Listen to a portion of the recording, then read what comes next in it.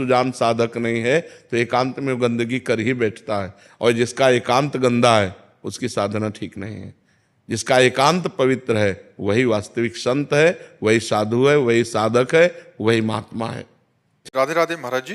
गुरु जी, ये मन सभी के सामने तो इंद्रियों पर संयम का दिखावा करता है, परंतु एकांत में ठीक इससे उल्टा हो जाता है महाराज जी। इससे हाँ, वैसे कहा भी गया है, जिस साधक का एकांत पवित्र है वही साधक है।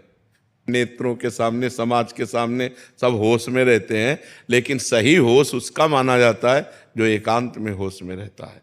एकांत में जब मन चंचल हो तभी हम साधन का बल प्रयोग करें, जो भजन बल है उसी समय तो नाम जप करें। हम एकांत में खाली न रहें, जब तक नींद ना आ जाए तब तक हमें खाली नहीं रहना। कोई ग्रंथ रख लें जिसका हम अवलोकन करें, संख्या रख लें जो नाम जप करें, या सत्संग रख लें, सत्संग सुने। हम खाली बैठेंगे तो हमारा मन तुरंत एकांत में हावी हो जाएगा और कोई न कोई हमसे पाप कर्म करवा बैठेगा या पाप चिंतन करवा बैठेगा।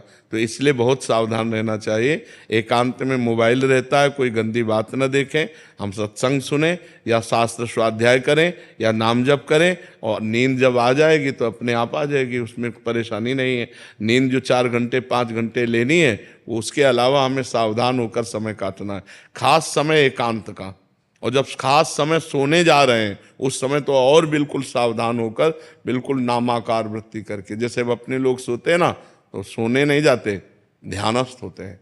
लेट गए और एकदम परमात्मा में ध्यान। अब कब सो गए पता नहीं, फिर जब जगे तो फिर उसी ध्यान में बैठ गए। पहले सबसे पहले बस नाम जप। तो एकांत को संभालना होगा। ये आपका ही नहीं, सबका है। एकांत सबका गंदा हो जाता है यदि चतुर सुजान साधक नहीं है तो एकांत में वो गंदगी कर ही बैठता है। चाहे गृहस्थ हो चाहे विरक्त हो। ये साधु संत महात्मा गृहस्थ विरक्त के लिए भेद नहीं है, इसमें गृहस्थ भी महात्मा हो सकता है। स्थिति है तो महात्मा है, स्थिति नहीं है तो वेश्य महात्मा नहीं माना जाता।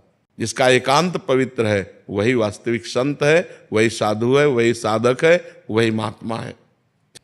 स्थितियों से माना जाता है। तो हमें लगता है कि हमें एकांत में ज़्यादा सावधान रहना चाहिए, क्योंकि एकांत पाकर मन कच्चे साधकों का, सच्चे साधकों का तो एकांत पाते ही वो तो एकदम डूबेगा भगवान में। एकांत पाते ही तो बिल्कुल मन ऐसे उल्लसित होकर भगवान में डूबेगा कि एक मतलब इतना एकांत प्रिय हो जाता है कि घड़ी का सेल का जो आवाज़ आती है ना, टक टक, मान लो कमरा शांत है तो अभी आपको घड़ी की आवाज़ सुनाई देगी, टक टक टक। जैसे अब डूबने में वो भी तो फिर उसको हटाना पड़ता है कि हटाओ। एकांत में वो बहिर्मुख भोगों का चिंतन या बहिर्मुख बातें, जो कच्चे साधक हैं, अभी जो प्राथमिक स्थिति के साधक हैं, उनका जो छलांग लगा चुके हैं आध्यात्मिक, उनका तो एकदम एकांत होते और एकदम शांत परमात्मा में डूब गया। और जिसका अभी विषय रस भोगने की लालसा बनी हुई है उसको बहुत परास्त कर देता, बड़ी दुर्दशा कर देता है। एकांत में नाना प्रकार के कुकृत्य करवा देता है। जहाँ एकांत हुआ तो वहाँ वो हावी हो जाता है। इसलिए उस समय बहुत सावधान रहना चाहिए। ये 4 बातें याद कर ले: नाम जप, शास्त्र स्वाध्याय, सत्संग और सद्विचार। इनके द्वारा हम एकांत को व्यतीत करें। एकांत में ये जरूर लागू करें। ऐसे उड़िया बाबा के उपदेश ऐसे हर समय जीवन भर सिराने रखा है। जब सोने जा रहे होते, जहाँ देखा मन चंचल हो रहा, फौरन खोला, 2-4 सूत्र पढ़े, एकदम चिंतन में बस। जैसे कोई बंदूक रख के पढ़ता है ना, ऐसे आसपास माला, झोली और ग्रंथ आसपास बिल्कुल सिराने। जरा सा मन भटका, तुरंत ग्रंथ खोला, तुरंत जरा सा मन भटका, माला उठाया, बैठ गए। उसको रोकना है। अगर उसको रोक लिया, एकांत पवित्र हो गया तो बढ़िया पवित्र हो गया जीवन। एकांत में ये जरूर लागू करें।